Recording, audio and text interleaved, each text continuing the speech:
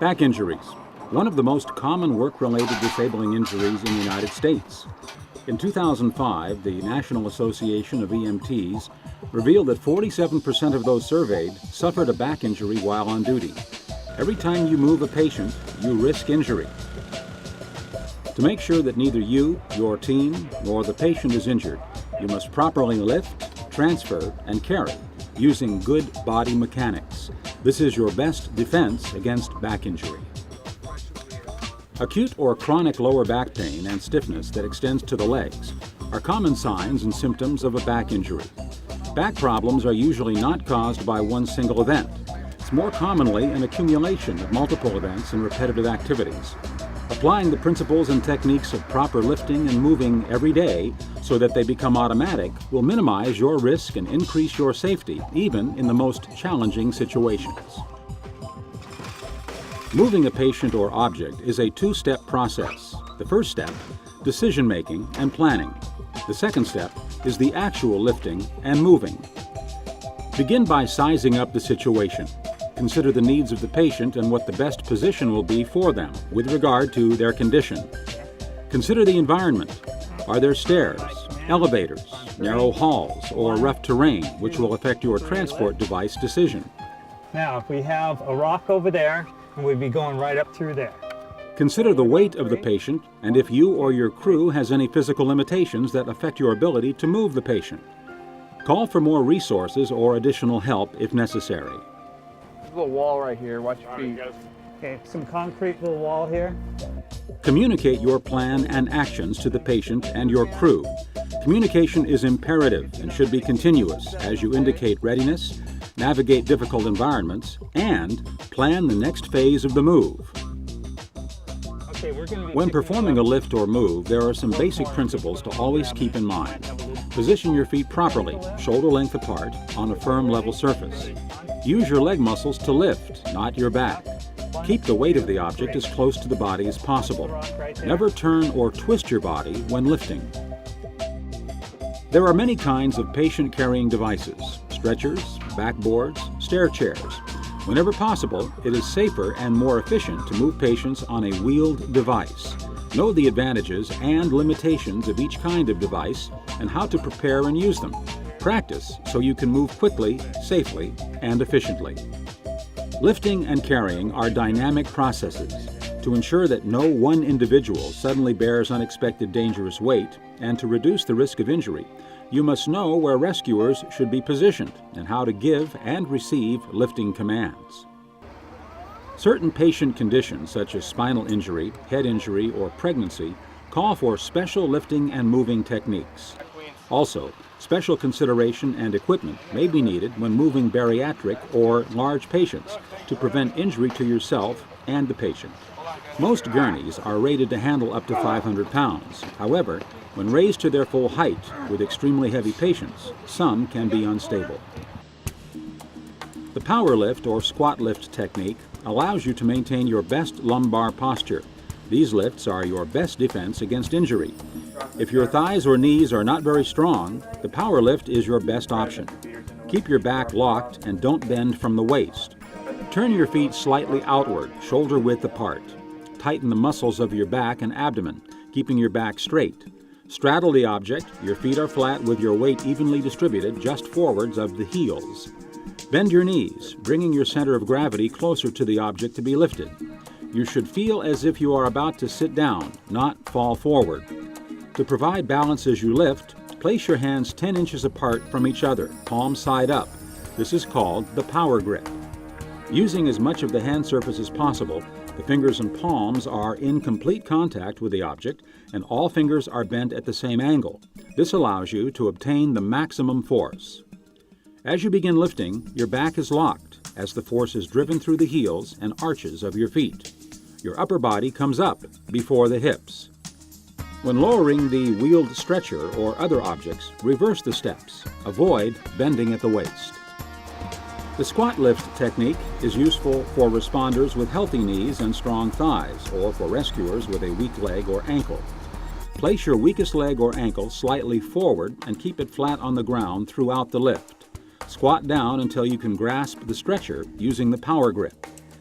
Leading with your head, push up with the stronger leg, making sure that your back is locked and your upper body goes up before your hips. Reaching for equipment or for a patient is a frequent action in EMS. Whenever possible, reposition yourself or get closer to avoid reaching and lifting more than 15 to 20 inches away from you. Keep your back in a locked position. Do not twist. Use your free arm to support the weight of your upper body if possible. If you are reaching overhead, avoid leaning back or hyperextending from the waist.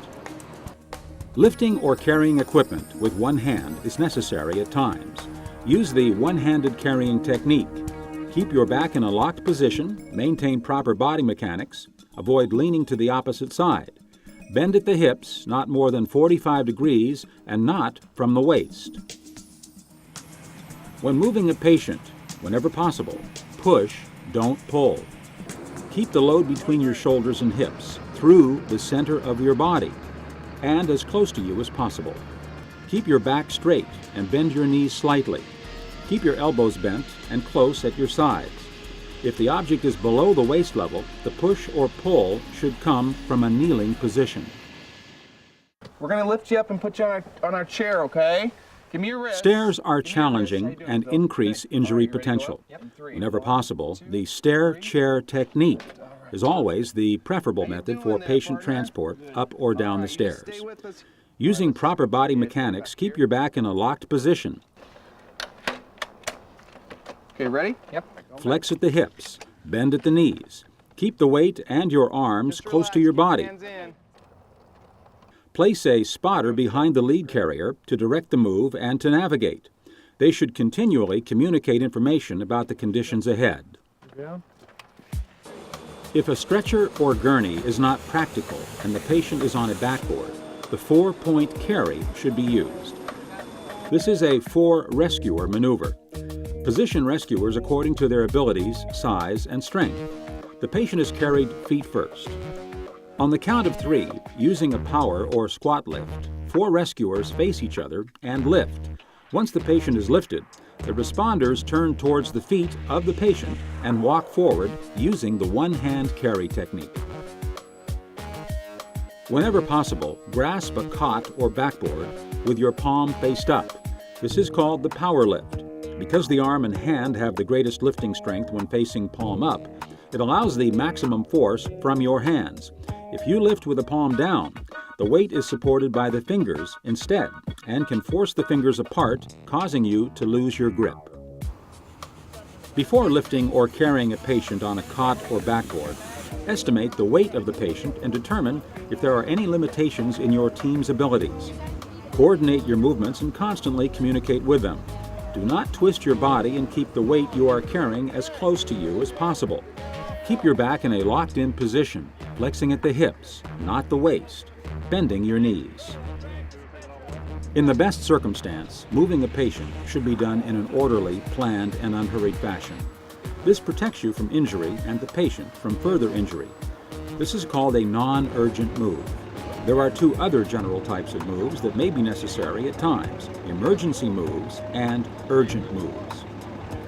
An urgent move is required when a patient must be moved quickly for immediate treatment of life-threatening injuries, or for treatments that aren't possible to deliver right where they are. A rapid extrication from a vehicle or an immediate water rescue from extreme temperatures are good examples of an urgent move.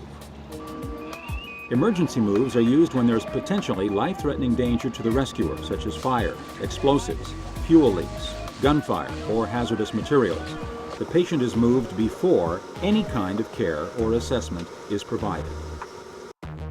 A body drag is used if you are alone and the danger at the scene makes it necessary for you to use an emergency move. Place your arms under the patient's shoulders and through their armpits. Grasp their arms and drag them backward. Pull the patient along the long axis of their body. This will keep the spinal column in line as much as possible. Regardless of the type of patient move you utilize, keep in mind the safety of your patient as well as your own. Always act on the side of caution. Remember, even proper body mechanics cannot sufficiently protect you if you are not physically fit. A proactive, well-balanced physical fitness program includes flexibility training, cardiovascular conditioning, strength training, and nutrition. Special attention should be given to strengthening the abdominal and leg muscles, as these are the primary muscles used when lifting. Here are a few simple exercises that can strengthen your back muscles and abdominal muscles. Wall slides. Stand with your back against a wall and with feet shoulder width apart. Slide down into a crouch with knees bent to about 90 degrees. Count to 5 and slide back up the wall. Repeat 5 times. Leg raises. Lie on your stomach, tighten the muscles in one leg and raise it from the floor. Hold your leg up for a count of 10 and return it to the floor. Do the same with the other leg. Repeat 5 times with each leg. Partial sit-ups. Lie on your back with knees bent and feet flat on the floor. Slowly raise your head and shoulders off the floor and reach with both hands toward your knees. Count to 10 and repeat 5 times. Exercises like these and other fitness programs can help you prevent injury or protect you from potentially serious injuries. They also help you manage stress and will improve your overall lifestyle. As with most exercise plans, start with a visit to your doctor to discuss any restrictions or limitations that you might have.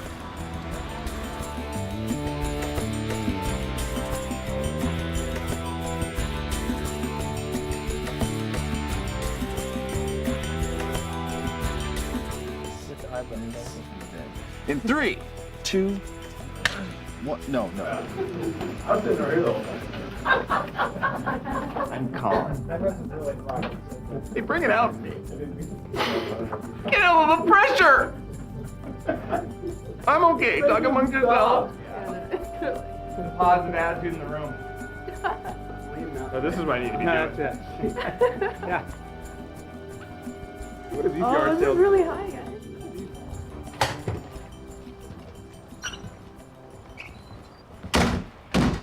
And we left the stair chair out.